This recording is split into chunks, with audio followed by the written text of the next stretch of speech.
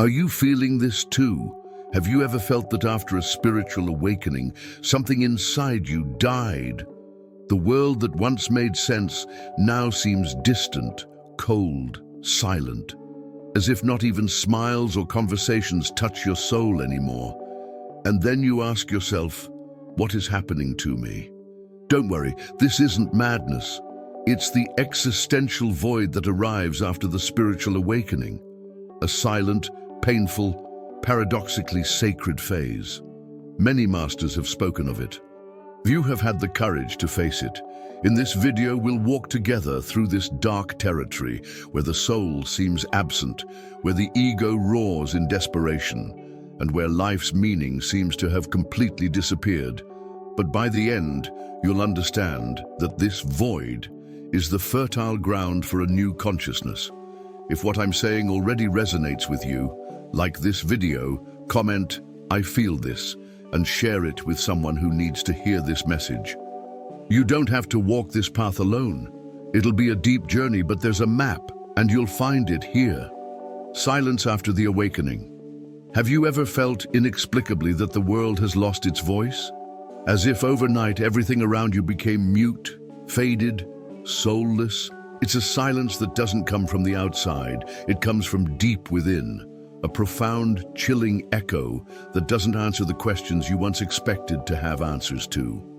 And yet, it's this void that arrives immediately after the spiritual awakening. Yes, it sounds contradictory. You expected light, you expected peace, you expected finally to feel whole, elevated, connected to something greater, and for a brief moment, you did. The epiphany arrived. The soul whispered truths no ego could ever invent. The world seemed to have a hidden, living, pulsating order. But then, silence. Not just any silence, but a deafening one. Carl Jung warned, to illuminate is not to imagine figures of light, but to make conscious the darkness. And this darkness isn't evil. It's not punishment. It's the necessary portal between illusion and truth. What you feel now isn't a lack of spirituality. It's proof that it has begun in earnest. This silence is the moment when the soul retreats to see if you're truly ready to hear it. Before the awakening, life ran like a predictable machine. You had plans, goals, firmly held opinions. Certainties, even if false. You had the protection of the ego and ignorance. Everything made sense, or so it seemed. But awakening ruptures that structure. It pulls away the veil, and suddenly you realize that the profession you chose might never have been vocational, but born of fear. That the relationship you are in may have been an emotional contract based on lack, not love. That religion, philosophy, certainty, they were all crutches keeping you from walking on your own. This revelation is subtle yet brutal. Then comes what I call the sacred interval. It's as if you exist between two worlds. The old has dissolved, but the new hasn't arrived. You're suspended, formless, nameless, unmapped, a stranger to your own life.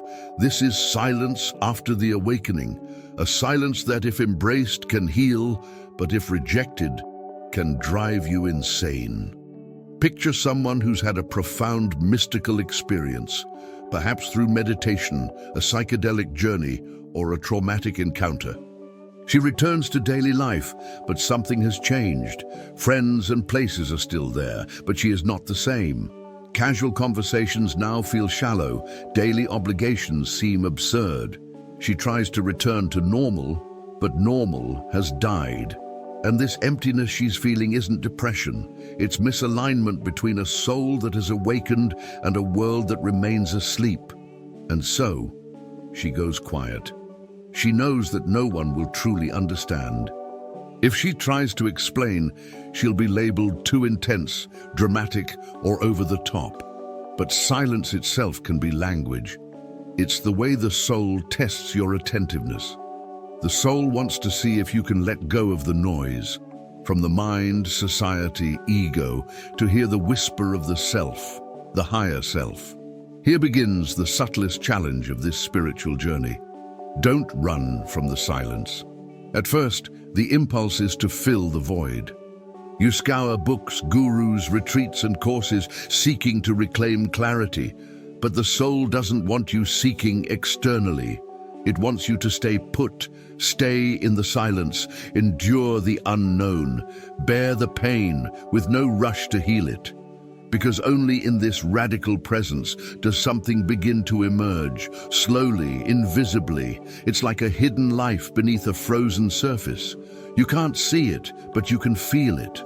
A fragile intuition, a soft desire, a new value arising within you.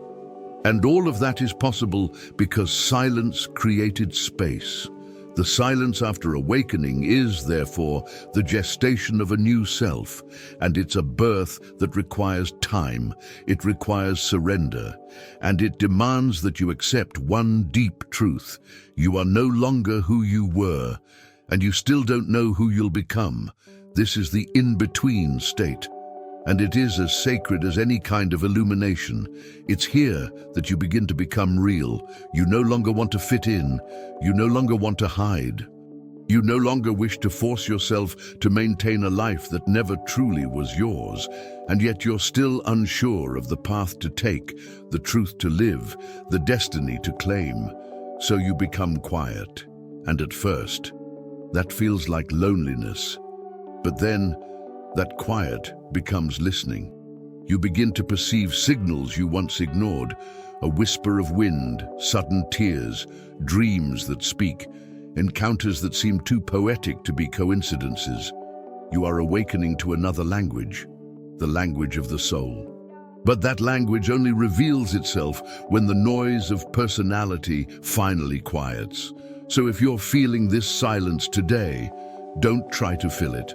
Allow yourself to inhabit it. Make it your temple, your classroom, your sanctuary. Sit in it, write for it, ask it, what are you here to teach me? Then, wait, not as someone expecting a solution, but as someone honoring the process. Because silence after awakening isn't the end of spirituality. It's the beginning of true spiritual maturity. This is the moment when you stop chasing the extraordinary and start seeing the sacred in the ordinary. In your breath, in your coffee, in your tired body that still rises, in the flower blooming unseen. Silence is the soil in which the soul learns to exist, and exist is what you came here to do. The collapse of the ego and the death of identity. Have you ever felt like you're walking on shattered glass, each step cutting off another piece of your former self? That is the collapse of the ego. After a spiritual awakening, what comes next isn't a constant state of bliss. No, what follows is a silent earthquake, a collapse from within as the structures of the I that you built over decades start to crumble, piece by piece. Imagine an actor who, for years, embodied the same character, lived, breathed, felt like that role. He received applause and awards, until one day he realizes it was all just a mask. That, in fact, he doesn't know who he is off stage. He removes the mask and finds no face beneath it. That is what happens to the ego when consciousness awakens. Jung called the ego the center of the field of consciousness. But he also warned, the ego, on its own, is not the totality of being. It's merely the small, visible island in a vast psychic ocean. When you awaken spiritually, you don't just see that ocean, you feel the abyss. And the ego gets frightened. That's natural. The ego was trained to protect, to keep you functional, normal, acceptable to society. It builds itself on labels. I am a psychologist, I am a mother, I am strong, I am funny, I am the successful one in the family. But with the awakening, these labels lose their glue. They start falling one by one. And with that comes fear, fear of not knowing who you are anymore, fear of not being understood, fear of disappearing. A common example, imagine someone who identified as the provider. Wakes up early, works hard, supports their family, earns respect. One day, after an existential crisis, a loss, or even a mystical experience, they begin to feel that it's not enough. Something is missing. The soul begins to shout for purpose, but he no longer knows who he is if he's not the provider, and that's when the conflict is born. The soul wants expansion, the ego wants security. That tension creates collapse. Some call it depression, others identity crisis. But at the core, it's the soul asking for space to live, and the ego fighting to survive. Here lies the most difficult and yet most liberating point. The ego must die, not physically, but symbolically. It must bow. It must acknowledge it's not the center of the universe, that there's something greater, deeper, trying to emerge, something that doesn't fit in the very masks it created. Jung said individuation, the process of becoming who you truly are, begins when the ego recognizes its limitation and allows the self, the true psychic center, to manifest. But that process is painful. It's like being inside a burning house. Each room represents an old identity. I am the dutiful daughter. I am spiritual. I am someone in control. One by one, they catch fire. You run, try to save things, but deep down you know you must leave. There's no going back. That house, no matter how comfortable, is no longer your home. And outside of the house, in the cold of the unknown, you find emptiness. At this stage, many get lost. They try to go back into the old house, to rebuild it with the same bricks.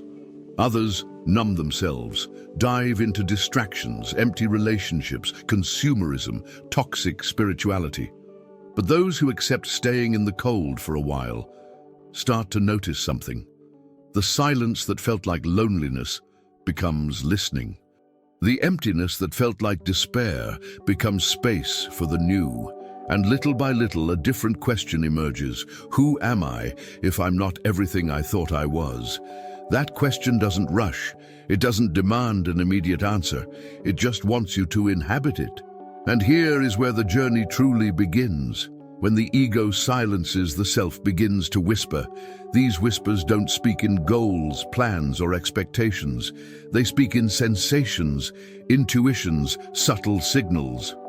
A longing to live with more truth, a desire to create something meaningful, an impulse to connect with the world, not for status, but for presence. The collapse of the ego, in fact, is the birth of the soul. It is uncomfortable, it's confusing, but it is necessary. So if you feel you no longer fit any version of yourself, celebrate.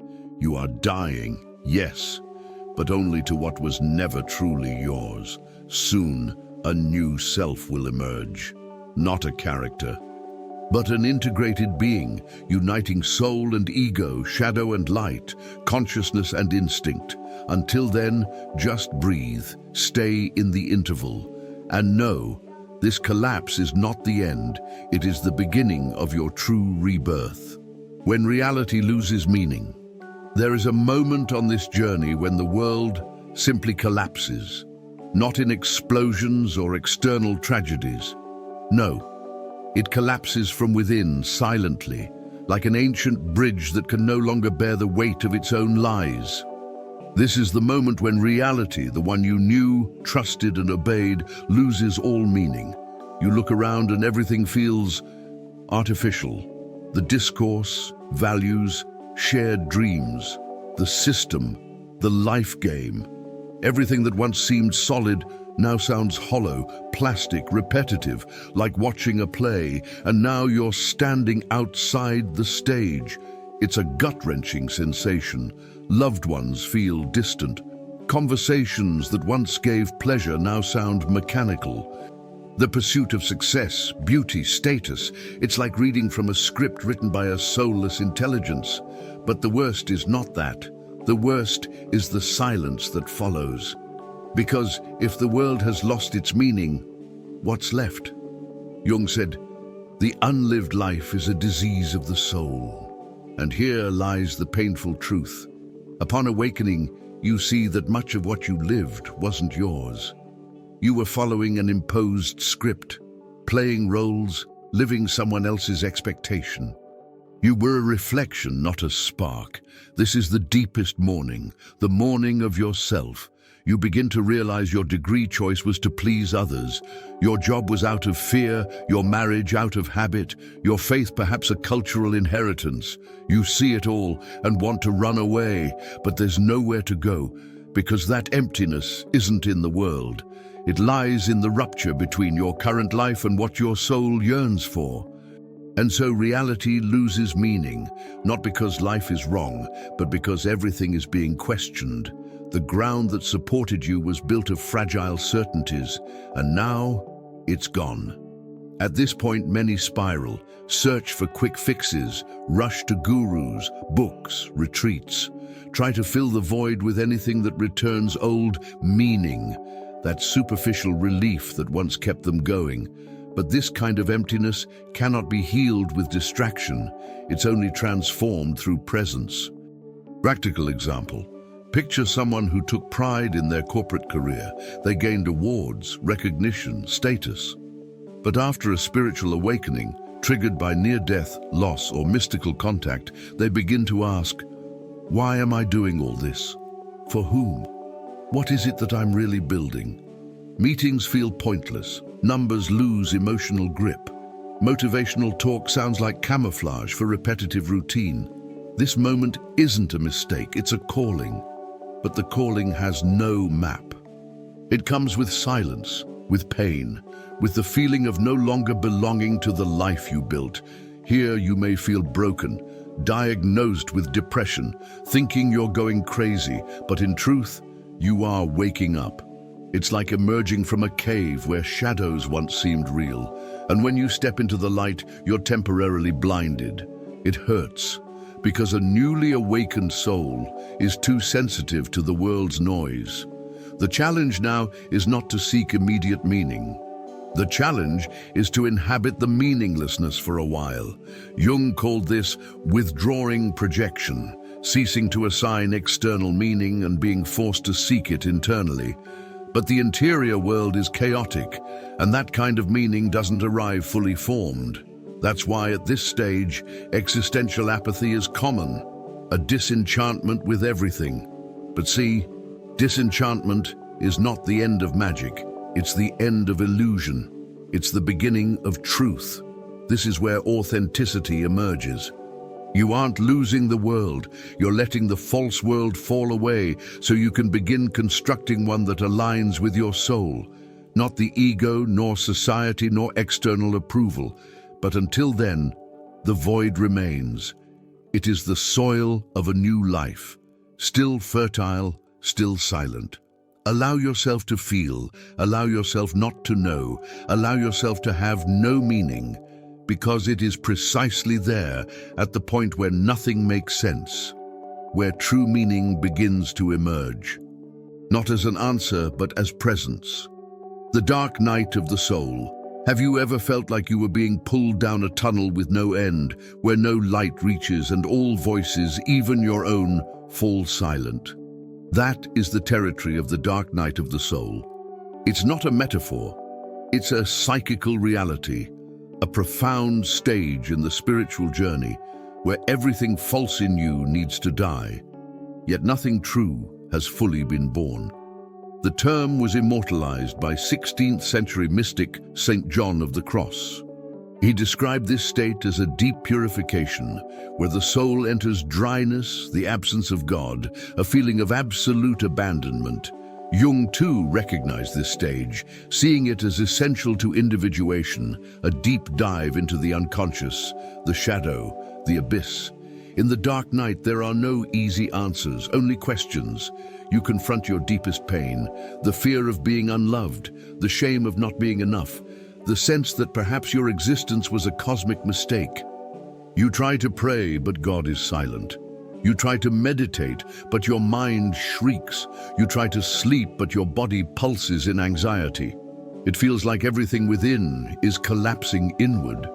The ego is too weak to respond, yet the soul hasn't fully taken charge.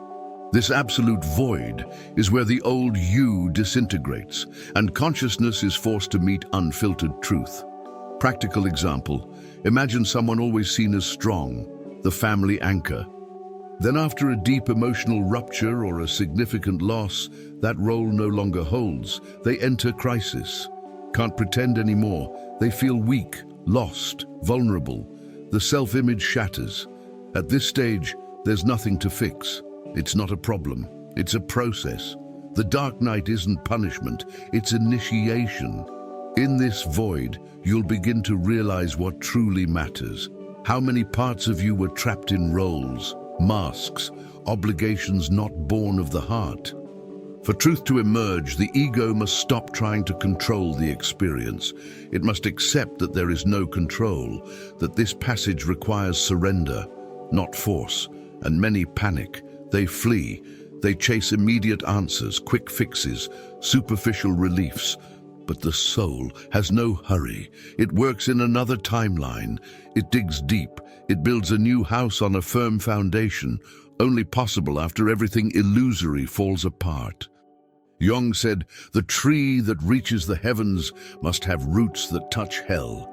And the dark night is precisely that, touching psychic hell, the unconscious shadow, trauma, unintegrated fears, buried memories. And in the midst of all that, something extraordinary starts to happen. You begin to sense a quiet presence, a spark that survives the darkness, not the mind, not the body, something deeper, something that observes, that breathes, that is still alive, despite it all. That spark is the self, the divine core within you, and it can only be perceived when all the world's voices go silent.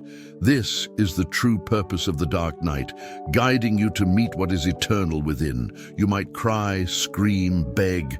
You might hate every moment, but one day you'll look back and realize it was in that abyss that you were reborn. So don't fight the night. Walk through it, breathe through it, feel everything, even what hurts, because that pain is cleansing.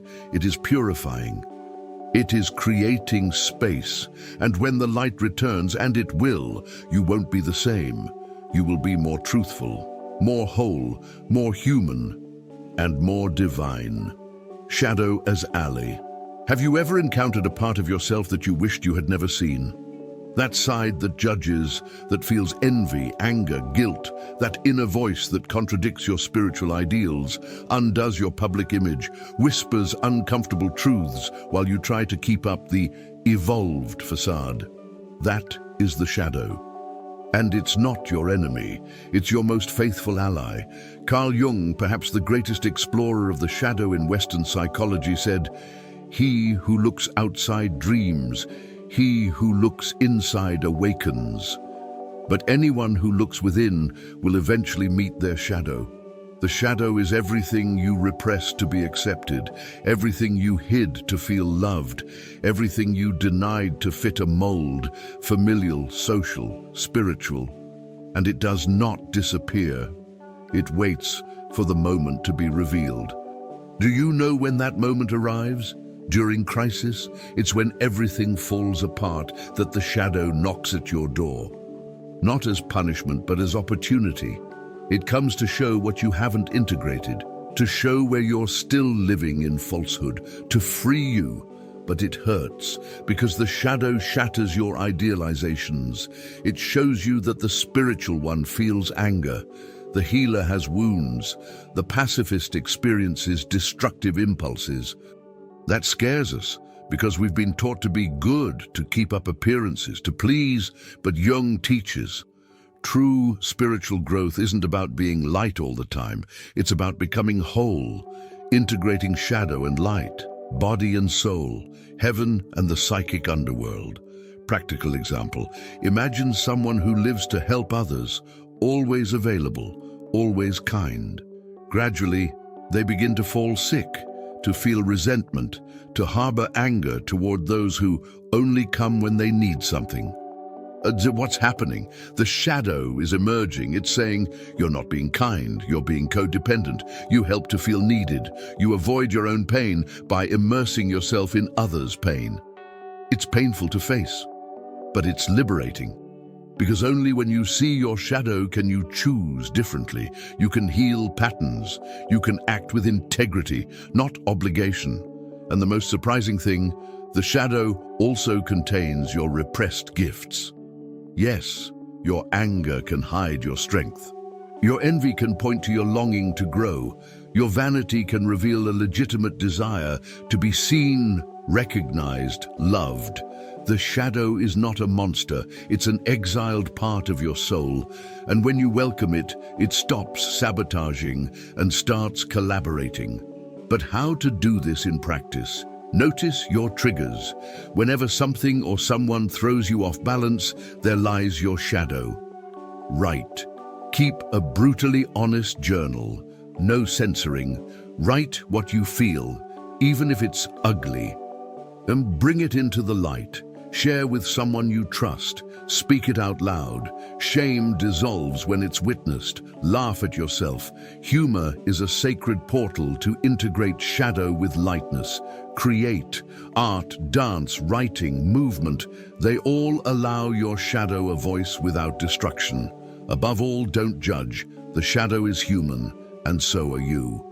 True spirituality isn't about perfection. It's about wholeness. It's about looking your own anger in the eyes and saying, I see you, I understand you, I take care of you. When you embrace your shadow, something magical happens. You stop projecting it onto others. You stop blaming, judging, attacking, because you realize we are all broken mirrors trying to reflect the light. So if you're in crisis, if everything feels dark, if you feel you've failed, look deeper. Perhaps you are on the verge of meeting the most real part of yourself, and that part is divine as well. Creating a new meaning. When everything falls apart, what comes next? When the ego collapses, the old identity dies, reality loses meaning, and the shadow arrives. What remains? There remains space. A vast, silent, almost frightening inner void. A fertile field where something new can be born. But this new thing doesn't sprout in haste. It grows like a seed, small, fragile, yet potent. Here begins the subtlest and perhaps most beautiful phase of the spiritual journey, creating a new sense of existence.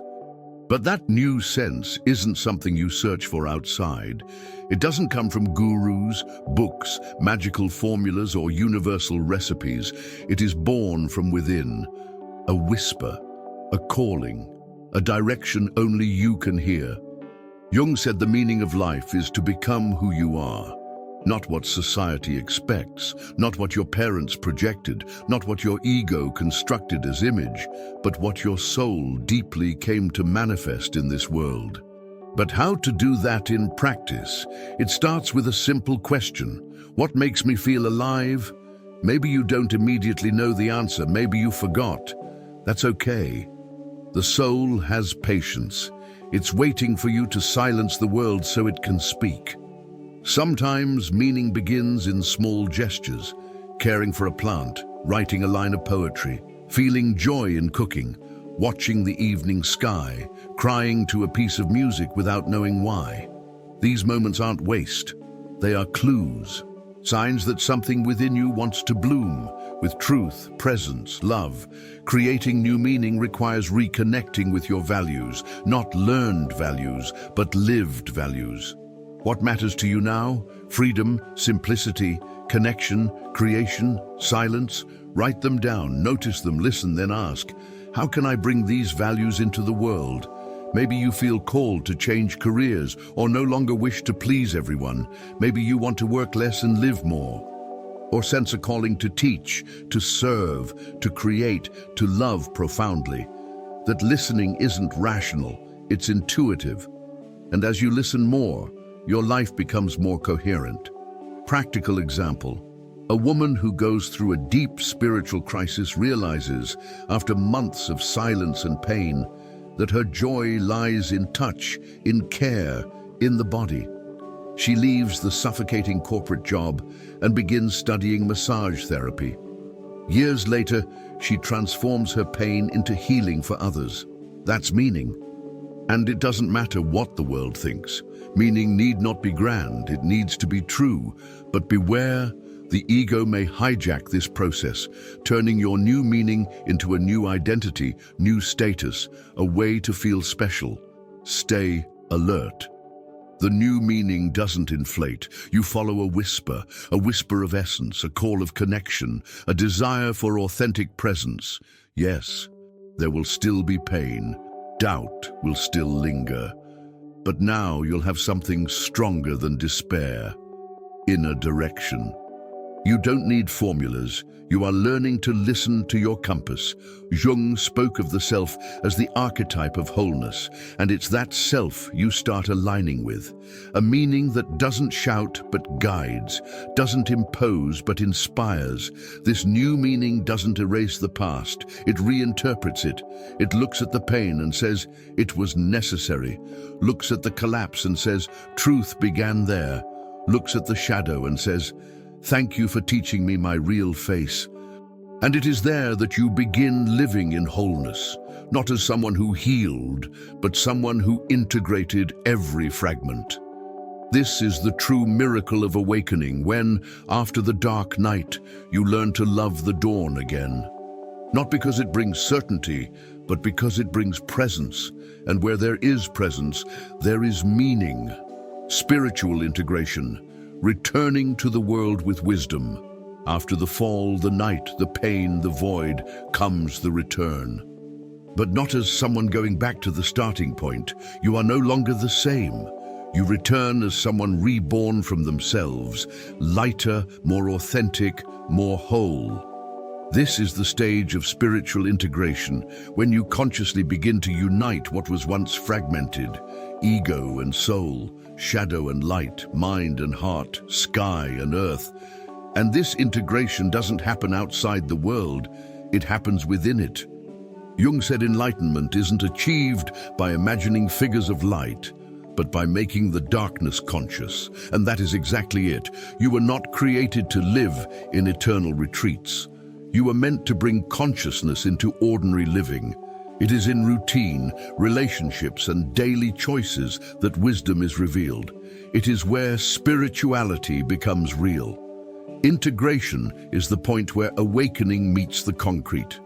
It is no longer about theorizing. It is about living with truth, presence, responsibility. You begin to notice that once hidden wounds are now portals to empathy. Your sensitivity transforms into strength. Your pain prepares you to see others' pain and offer genuine compassion. You stop fleeing the world and begin to ask, how can I serve with who I've become? And that question doesn't come from ego, it comes from the soul. You become a channel, an instrument, someone no longer seeking to be special, but to be useful, to all, to life, to others. Real example. A person who walked through existential collapse, faced depression, endured the dark night, now returns to their profession with a new gaze. A doctor who once practiced mechanically now listens to patients with deep compassion. A teacher who once focused on curriculum now teaches with soul. A parent who once used control now guides with presence. Nothing changed outwardly, but everything changed within. That is the miracle of integration. But note, integration does not mean never suffer again. It means suffering consciously, feeling with presence, choosing with freedom. This is where spiritual maturity begins. You no longer need to prove anything, to the world or to yourself. You know who you are, and accept who you are. And in that acceptance, lightness is born. You can laugh at your mistakes, forgive more easily, love without so much fear, create without so much judgment, above all, live with wholeness. Integration also means returning to the body, to the now, to eat mindfully, to breathe with gratitude, to be. You no longer chase dramatic revelations because you've understood that life already is the revelation. You become what Jung called an individuated being, someone who walks with the self, without denying the ego, without projecting the shadow, without abandoning the world. You are someone who lives in the world, but is no longer of it. Someone who walks among others with feet grounded, but with their heart anchored in something eternal. That is true spirituality. Not the kind that escapes reality, but the kind that transforms it daily with small acts of presence. So if you made it this far, celebrate. You crossed the desert. You died to the old. You met your shadow. You created new meaning. And now you can return. Not as who you were, but as someone carrying the sacred in their eyes, and the world that once seemed empty is now space for your full being to manifest. You returned, but now with soul. You have walked through darkness, faced silence where once there was noise. Let the ego collapse so the self might emerge, wept for the death of your former identity, crossed the void of not knowing, and now you're here, whole, alive, more authentic than ever. Yes, the spiritual awakening is beautiful, but it hurts because it demands letting go of what was comfortable, but never real. But now you know, the emptiness you felt wasn't the end, it was soil. The soul needed space to grow. And now that space has been created, you're ready to live with more depth, more love, more coherence. So what now? Here are 5 practical attitudes to maintain your spiritual integration. 1. Make silence part of your daily routine, even just 5 minutes. Silence isn't absence, it's presence at its purest. 2. Act from truth, not fear. Ask yourself, is this coming from my soul or from my ego? 3. Honor your cycles, days of light, days of shadow, and both are sacred. 4. Serve with what you've learned. Convert your pain into a bridge. Your journey can heal others. 5. Celebrate your humanity. You don't need to be perfect. You need to be whole. And above everything, don't walk alone. Share your experience in the comments. Tag someone who might be walking through this void and needs to know they're not alone. Like, subscribe, hit the bell, because in this channel we speak from soul, without filters, without masks, with truth. Remember, the world doesn't need more awakened people who are superficial. It needs you, awake, integrated, human. And now you're ready to return to the world, but not as before. Now you return with soul.